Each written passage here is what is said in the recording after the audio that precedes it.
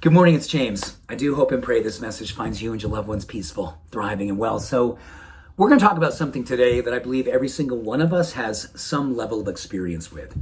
It's perfectionism.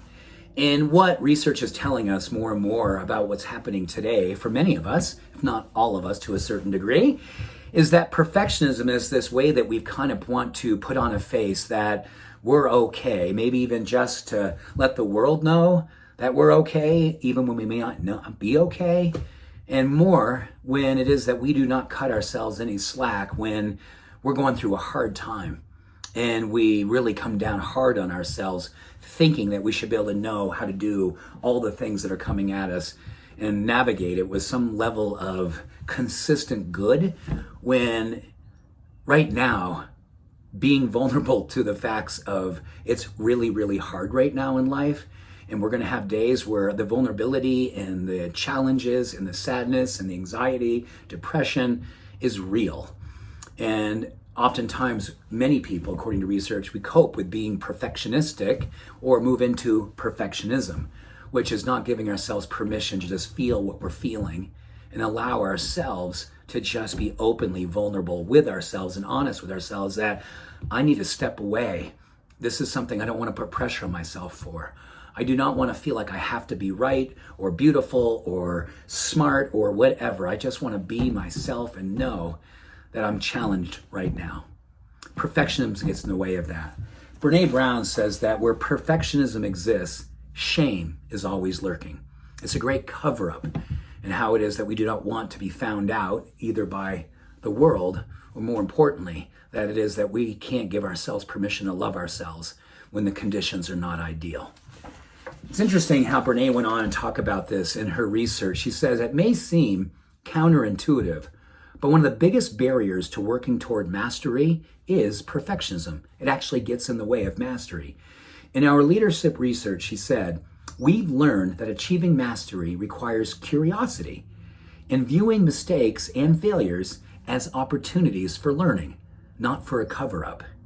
She also went on to say that perfectionism kills curiosity by telling us that we have to know everything, or we risk looking like a less than person, like we don't have it going on and we're not enough. Perfectionism tells us that our mistakes and failures are personal defects, something wrong with us. So we either avoid trying new things, we don't bring our curiosity forward, or we barely recover every time that we inevitably fall short. Because with perfectionism, we can never ever live up to the ideal.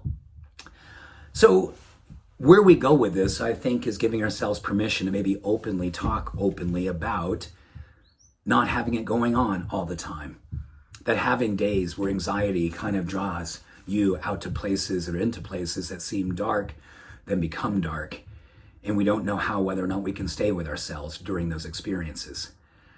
I feel like what you and I are being asked of right now is to be dropping the shield and allowing vulnerability to be one of the greatest allies we can have. First and foremost for ourselves. Being open that we may not have it going on right now. We may be more scared than we would like to admit. But then when we admit it to ourselves, the anxiety and the fear tends to feel more like something that we can own and love versus try to deflect or use as a judgment towards ourselves. This is a very, very difficult time for most of us. And with glimpses of light, which can happen when we own all of our story, we can actually feel that we can find our way through what's happening in life these days and not judge ourselves, but love ourselves. And hopefully in that love, and this has been my experience, 59 years to this experience, when I love myself in the dark spaces, the light comes in and helps me to draw into new places. Not where things are perfect or where I try to be perfectionism in life, but where I'm open and vulnerable and curious about what it is that brings me back to life, what brings me towards greater love for life and myself. It is a glorious experience these days just to be open and honest and vulnerable with where we all are and own it with love and compassion and acceptance, even when it's hard, even when it's most difficult, is when we are being most asked to meet ourselves in those places. And like Rumi said, beyond right doing and wrongdoing, there is a field. I'll meet you there. I think that field is probably ready to have a capacity crowd of all of us doing this work together. Much love, all blessings. Have a beautiful day. Bye for now.